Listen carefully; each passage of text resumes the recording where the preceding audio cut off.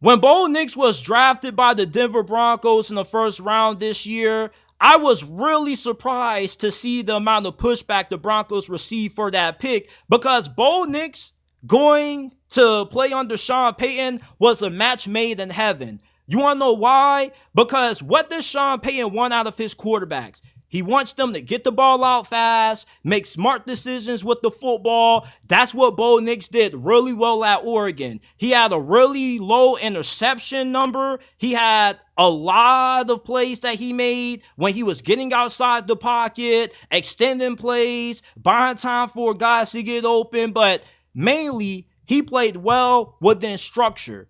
Something that Russell Wilson didn't do too good of a job of last year, and that's why Denver kicked him to the curb. Bo Nix potentially could end up winning Rookie of the Year, and I think that he has the second best chance to do so, right behind Caleb Williams, because he's going to be coached by Sean Payton.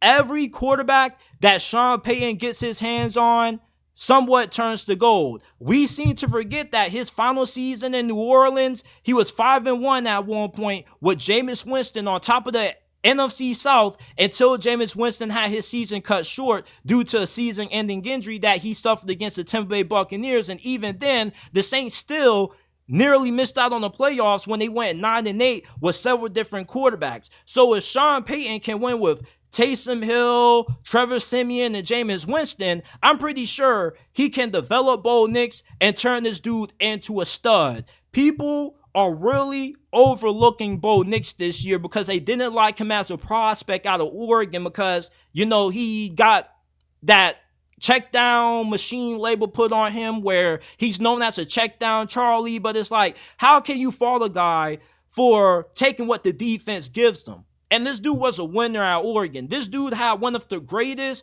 career turnarounds that we've ever seen in college football history. This dude went from being an average quarterback at Auburn to one of the best quarterbacks in the nation during the years that he spent at Oregon under Dan Lanning. This dude is a gamer. He has a lot of athleticism in his game as well, which is going to add a different dimension to the Broncos playbook that they didn't have under Russell Wilson. And there's just so much more creativity that Sean Payton can have with Bo Nix as compared to Russell Wilson. When you get Russell Wilson, you have to run the Russell Wilson offense, which in 2024 doesn't lead to you having a lot of success. And what has me so upset about the Broncos getting rid of Russell Wilson is that now that garbage plays for my favorite team. I would much rather have had Bo Nix playing for the Steelers this year rather than have Russell Wilson. So for Denver, to get Bo Nix, I think was a fantastic pickup for them. And they're going to be a lot better than what people think. Most people have them winning either 5, maybe 4 games. But this is a 7-win team for me. I know the defense wasn't that great, but things did get better as the season progressed. They were really good at forcing key takeaways. Bo Nix, as long as he plays within the structure of the offense, he's going to be fine. Sean Payton is the definition of what it means to be a quarterback whisperer. He was able to win with Teddy Bridgewater a few years back when Drew Brees got injured, and people didn't know if Teddy Bridgewater was ever going to play in the NFL again. He helped Teddy Bridgewater get paid. So Sean Payton, if there was ever a reason to be confident about Bo Nix, Sean Payton is the reason. It's not always about how good the quarterback is. Sometimes it's about the situation that certain quarterbacks go to that can help them exceed expectations. Everybody keeps talking about Bo Nix doesn't have a high ceiling. At best, he could be a top 12 quarterback. Who gives a damn about the ceiling? When you're getting coached by one of the greatest offensive minds ever, there is no such thing as a ceiling, because he's going to be really good in this system.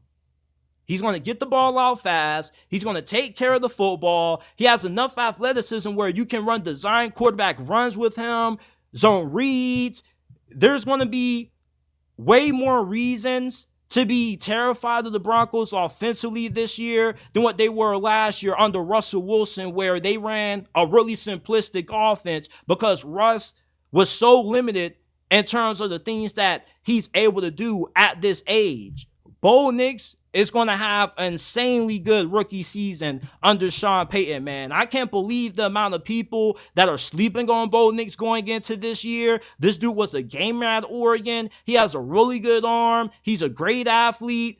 With Sean Payton, Bo Nix is going to cook in his rookie season with the Denver Broncos. So my realistic expectations for him is that he's going to have 3,700 yards passing, probably 27 touchdowns, 7 interceptions. He's going to complete somewhere in between 64 and 66% of his passes.